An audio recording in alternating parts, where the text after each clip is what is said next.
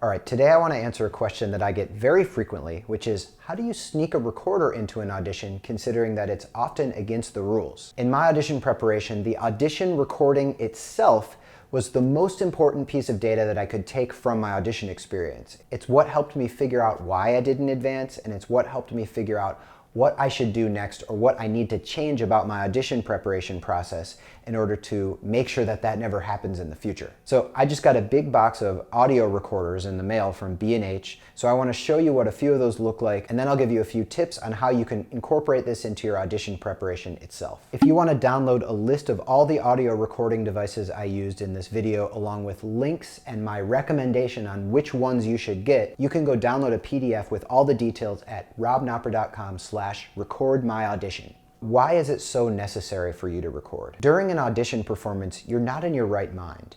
You may think you remember what happened, but you don't actually know how you sound. And if you get the result of an audition, maybe you hear that you don't advance, it can be easy to assume that what you thought went wrong is the reason. But I find that when I listen back to the recording with students, so often what they thought the reason was that they didn't advance is different from what I'm hearing, and it may also be different from what the committee members in that audition were hearing. It's easy to put your audition out of mind or to think of the result as a fluke or to find any number of excuses about why you might not have done as well as you wanted to. But if you're listening to that direct audition recording, that's the way you can tell exactly what really happened. You can use that recording to break down your playing into various musical elements and analyze each one of those separately, analyzing the rhythm, analyzing phrasing, analyzing tone. And I know it's often against the rules, but I have kind of a maverick perspective on this. The orchestra doesn't care about your educational experience. They don't care about where you end up.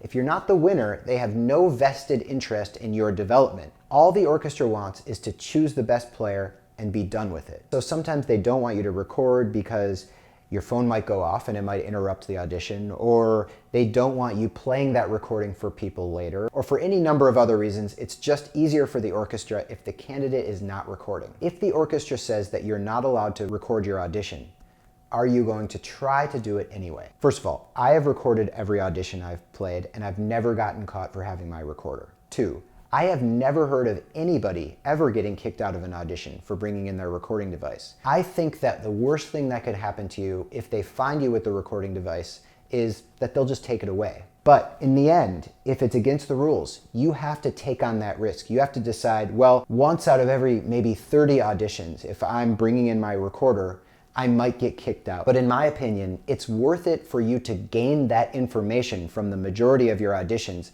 and every once in a while get kicked out of one, which again, never happens. So let's talk about what recording device to use to record your audition. You want something with the best quality, but also to be as hidden as possible. So the ideal thing to use is one of these handheld portable recorders. They're a little bulky and unwieldy. Percussionists can use them easily because we have a stick case that we bring in, so we can hide something right under our sticks like this. The second best option is this. It's a Zoom for iPhone. It's a little set of microphones that you can plug into your iPhone itself to make your iPhone into a Zoom recorder. It's working. It's working. The only reason I call it a second choice is that when you're checking into your audition, often the orchestra will literally take away your cell phone so that you don't have access to it. So one thing you could do is have a second cell phone as your backup and give that one to the orchestra when they ask you for one, and have the other one hidden away to use in your audition. If you want to have a backup and you're worried about bringing your iPhone, or you can't fit your Zoom recorder, or you don't have a pocket, you can try out one of these covert audio surveillance microphones that I found at B&H. It's like your James Bond for auditions. There's this pen that has a microphone in it. You clip it onto your music, and you can literally start the recorder by just clicking your pen. If you bring your music into the audition and you have this pen attached to your music, no one will ever suspect a thing. If you have a tiny pocket or anywhere to hide something, you can try this USB key. You can put it on your keychain, for instance, and it has this little switch on it that clicks the audio recorder on. And then when you want to take the audio file off the machine and put it onto your computer, you can literally pull off the cover and use it as a USB key to get it onto your computer. If you feel like you have no other option and you don't have anywhere to put a recording device, you can try this heart-shaped pendant. It's a necklace that has an audio recorder in it. It's very sneaky. The only problem with these covert audio machines is that the quality is very low. But even if the quality is low, it's so important for you to get the recording of your audition that any version of your audition recording is worth it. I'm gonna hook up all these recording devices to myself as I go into the audition room, play one excerpt, and then I'll play for you the difference between each of the recording devices so you can hear the quality for yourself. So this is what the real mics sound like.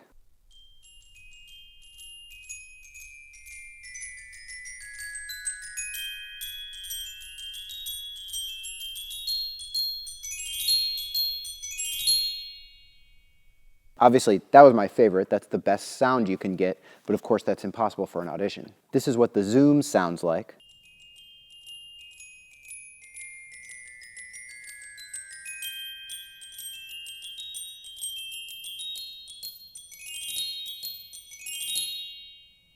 This and the Zoom for iPhone sounded the best to me, and this is what the Zoom for iPhone sounds like.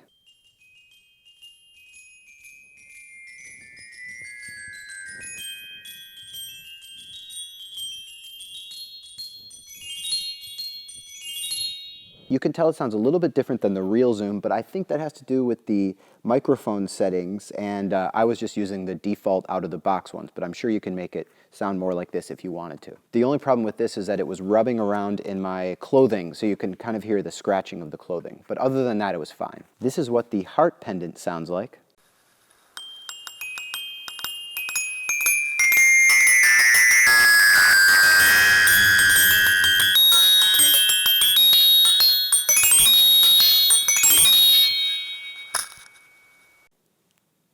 Yeah, terrible. Do not buy this. This is the worst. This is what the USB key sounds like.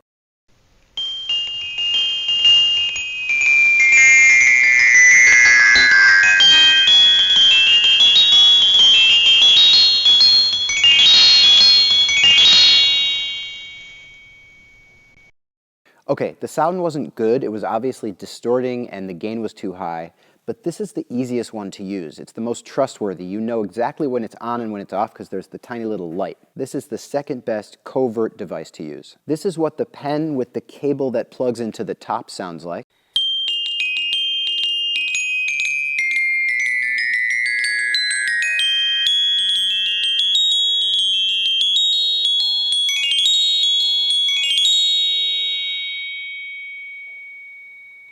Yeah, it's not good. It's not that bad. You can decipher a lot of the details that you're hearing in the Zoom, but not everything. For instance, you can hear rhythm and pitch. Can't hear things like tone as well as the Zoom. As you can see from the computer screen, the sound isn't distorted. And here's what the pen with the internal USB sounds like. You may have noticed that you're not hearing anything. That's because no matter what I did, I could not get my computer to recognize that this device was even plugged in. I would not recommend this one. So out of everything, my favorite are in order: this, the Zoom for iPhone, the covert pen that has the cable that plugs in the top, then the USB key, then the heart, then the other pen. Do not even buy these two.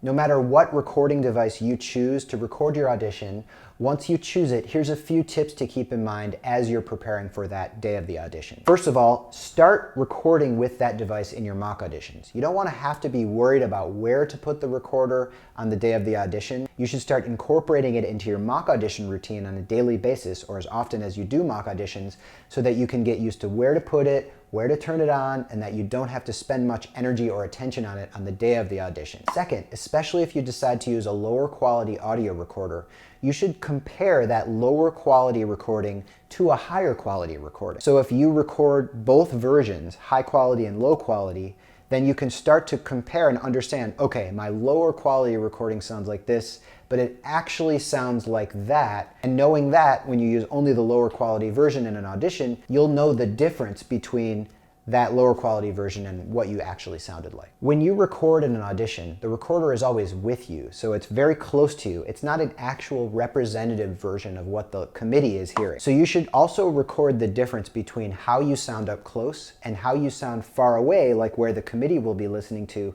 so you can understand that difference as well. It's sometimes hard when you're listening to your audition recording when you hear certain things that you might only notice close up, but you should have the perspective of sitting far away when you're listening back to your audition recording. All right, I hope that gives you some ideas on how to sneak in a recorder to your audition and some motivation to realize how important it is to get that audition recording. Again, if you want to download a list of all those audio recording devices, along with links and pictures, along with my recommendation of my favorite covert audio recording device and regular audio recording device, you can go check that out and download the PDF at robknopper.com/recordmyaudition. All right, if you like this video, please give me a thumbs up below, subscribe to the YouTube channel, and I will see you in the next video.